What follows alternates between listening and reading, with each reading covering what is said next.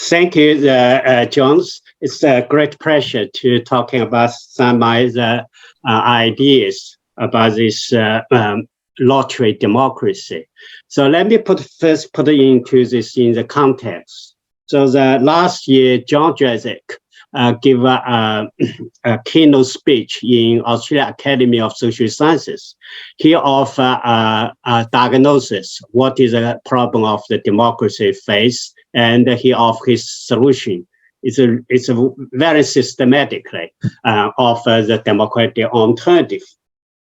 But what we see currently this impractical, we see this authoritarian leader like Donald Trump, who are still very popular, who want to save the democracy or save the Americans. So this is a real alternative, but it might be worse than the democracy. We also see this another alternative is to advocate a new democracy, a lottery democracy, to overcome the problem of the polarization of political party, like the one we see in the Democratic versus Republican Party in the United States. It is believed that lottery democracy is capable of the deepening democracy. So this is the context. So I want to address this lottery alternative. So let me to start with basic concept. We see there's a number of concepts like lottocracy, lottery democracy, sortition democracy. So there might be slight differences, but I use it as exchangeable. So the key idea, this lottery democracy is referred to a political system in which individuals are selected for political position or making a political decision through a random lottery. So there are a number of the literature. So probably I will cut short the literature review. Start with Simon Tomei. He written a book as well, an article talking about contemporary crisis of representative democracy. But by the way, Simon will be the dean of the Faculty of Arts at Deakin University. He will be my boss. So, I started with this. Maybe we can start much early, but let's just start in 1984. Professor Akio Ama at Yale University, he proposed the chosen representative by lottery voting. So his idea is to address this old political problem that is a silence of minority group in a majoritarian democracies. And we see that a number of other peoples advocate this lottery democracy. Then I have a list of the publication. I should mention this Sortition Foundation of a very impressive website, as well as the other website. I was in China, organized a citizen jury. I show the students, as well give a talk into Beijing University, show the students this Sortition Foundation.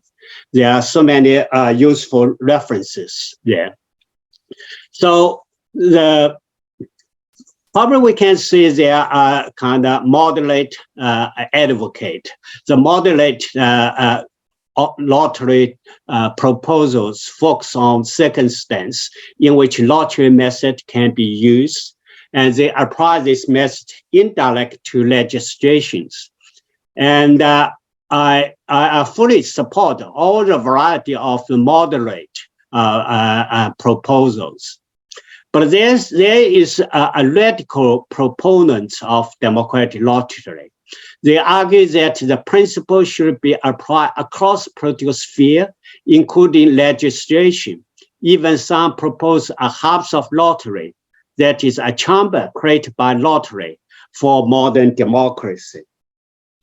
So here, there we also in the last few years, a few papers argue against this lottocracy. So I list this Omber's article published 2 or 3 years ago. He published in European Journal of Political Theory. He said this autocratic system necessarily involve establishment of objectionable social political inequality. And Samuel Buck, in American Political Science Review the last year, argues that replace elected and appointed official with a random select citizen would only exacerbate elite's manipulation of political process. So in this kind of context, the academic background, so I would like to make my own argument. I've tried to argue against this radical theory of lottery democracy. I should say that I fully support and the moderate advocate of lottery democracy. There is a great potential, and it should be do more experiment how to improve the democratic system.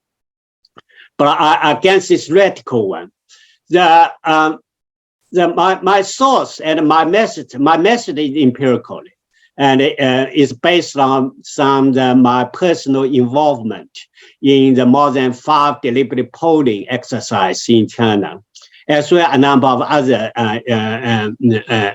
citizen jury. So I should say at the beginning that my reflection or my critique of those radical theory of lottery democracy might be limited in the sense my Chinese experiences itself has limitation. So there's some circumstance it has cannot be generalized. But at the same time, I do think some of the Chinese experiment does have a universal implication. It can be utilized to test generalizable theories. So I will focus on the question of the logic of randomness.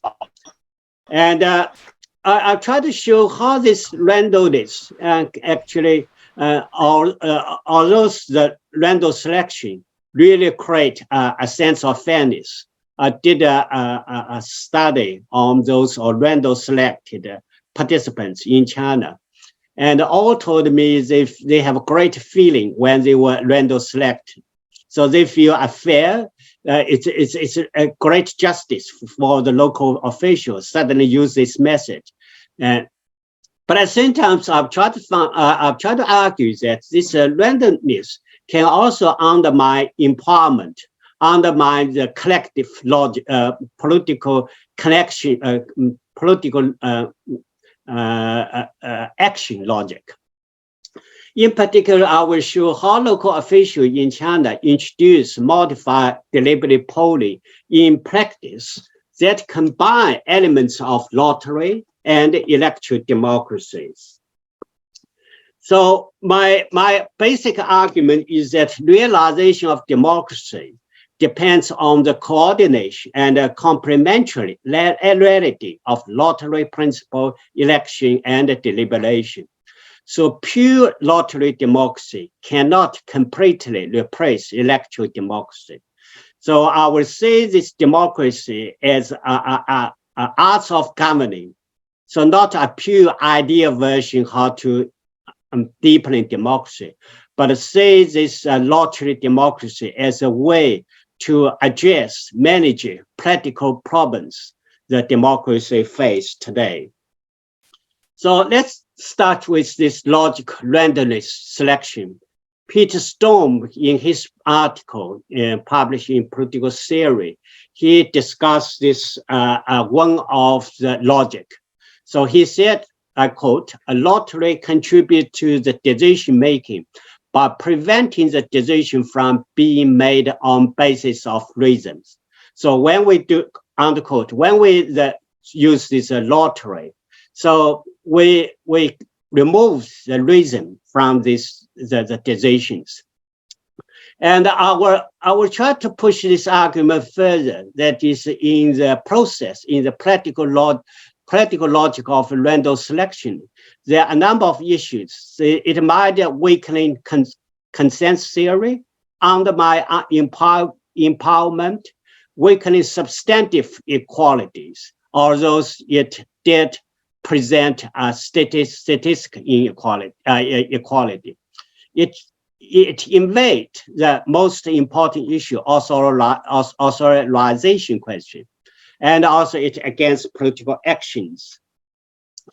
So my argument, my analytical framework is focused on this most important steps of random selections. So when we do the random selection, first question, who organized random selection? Does the citizen agree the lottery democracy in the first place? Who will be elected or selected? How are selected? The rate and the gap between the selected participants and unselected citizens, and between those who accept invitation to participate and those who refuse to participate. Then I will address how and why does this percentage of selected participants impact democratization from perspective of unselected citizens. So first important issue when we're talking about the logic of randomness is who make a decision to use this random selection method, and who agree with the idea of sortition parliament. So in the case of the original idea, the lottery democracy is to try to go beyond political party. And so through this, by lot, the citizens are capable of free from the party politics. But if we look at the selection process, in the first place, who decided? Then if we look at East Asia, in most cases, political party make the most important decision on the random selection issue. In case of China, virtually is the Communist Party decide. In the other deliberate polling in Japan, in Mongolia, in South Korea, always the political party make the first decision. That is, they will use a random deliberate polling. So the idea is to try to use this random selections to go beyond the political party. But in reality, you cannot get around with political party. Political parties still play important role. So what do we see in the case of Japan and Mongolia? So one party supported, the other party will object, will refuse to continue use this deliberate polling. So this is happen in practice. Then we look at this in the random selection. It always said, like Young Elster said, this all the citizens have a same chance to be elected. So Elster said that in a lottery, the logic is that all citizens have the same chance to be selected. In election, each citizen have the same chance of having his preference candidate selected. So it is true, but if we look carefully, and this same chance is not same. So when you do this random selection, sometimes you need to introduce stratification random selection to guarantee the representation from women, from minority group, migrants group. So when we introduce random selection, so we use this method in order to ensure migrants, women are sufficiently represented. So those stratification random selection justify different percentage for different group. Different kind of random selection may create unequal rates for being selected. Some might have a more chance to be selected than others. So this is one of the issues. So we actually, the citizens does not have the same chance to be selected. They have a different rate, different chance to be selected. So statistically, it is random selections look like they produce equality, but in reality, it's not. In particular, in the daily politics, it does not guarantee substantive inequality in politics.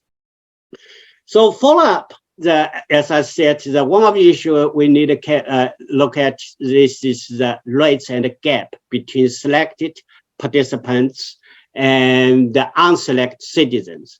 So in the case of the China, in the township, the more than 100,000 population, only 0.02% citizens are selected.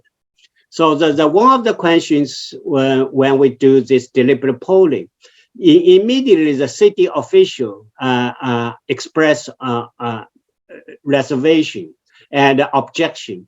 So they think that township is fine, you still got 0.002%. But when come into the city level, the percentage decrease substantively. It's only 0.002%, even less. So what that means, more than 99.9% of citizens in a specific community are not selected. Then there's the gap between those who are, when you random selected, then you send a letter to them, and some accept invitations, some are refused to participate. So in case of China, there's 80% accepted. But in other cases, only 50%, even less, people accept invitation to participate. So there are process of self-selection biases going on in this process. So what is the implications of this percentage or the rate?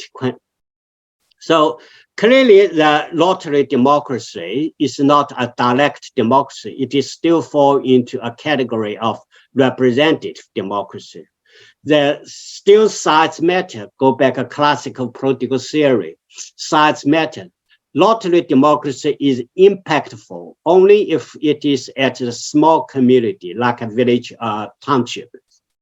But when you increase to city, province, or countries, and the lottery democracy has its fundamental limits. So here we come to the statistical representation questions.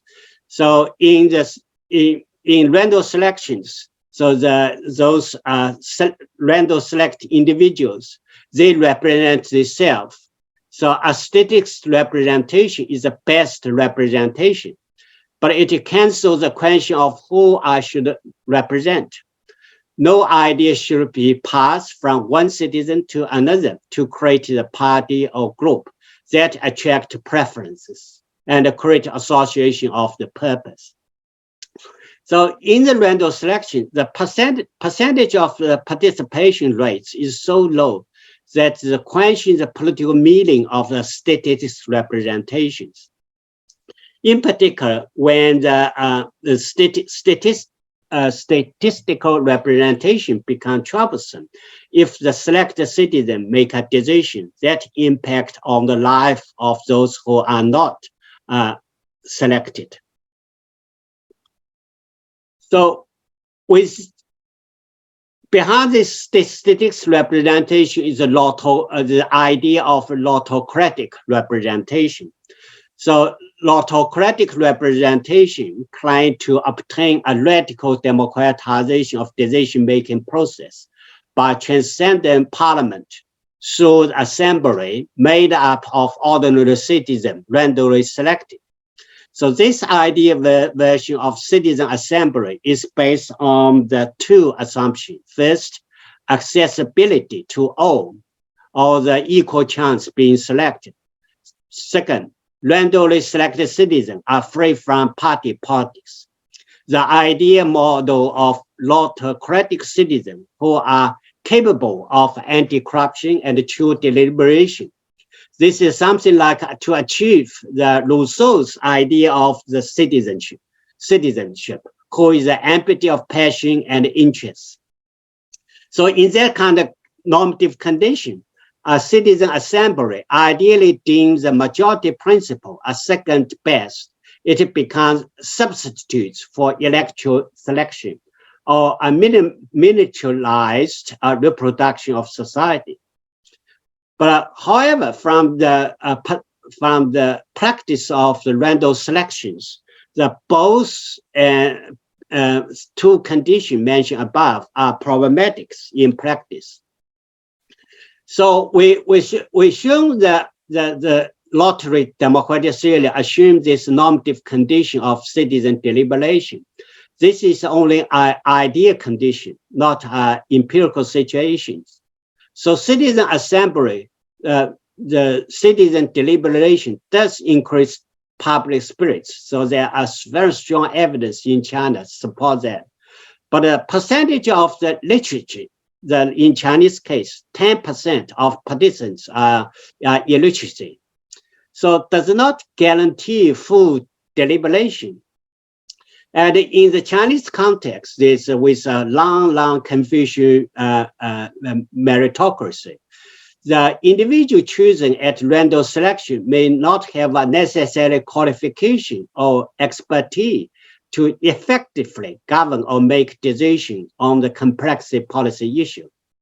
So even assembly consists of the best philosopher from the world, it will not produce the best policy. So what to do in the Zheguo is to in the local official is try to make a statistic representation into a sort of a political representation. So they require random select the participants to visit at least 10 families so they can truly represent the community's opinion. And they also later on revise the method. So they will randomly select the participants from the elected deputies. So half of the participants will randomly select from the elected deputies. So here is the picture, the primary session, then when they come in, then those people come to the deliberative polling, they will randomly assign to a small group. But behind this idea is to prevent them from a political action group. So what happened in the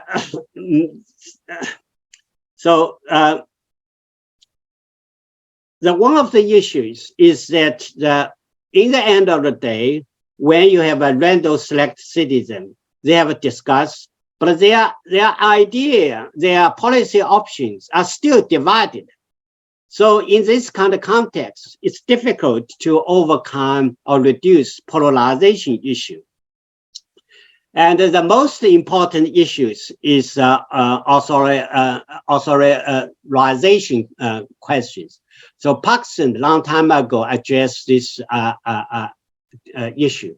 This is a legitimacy problem in deliberative democracy. So I'll try to follow his argument, push a little bit further. So it is fine for a survey when respondents are randomly selected, but random selected participants for political decision is deeply illegitimate and undemocratic.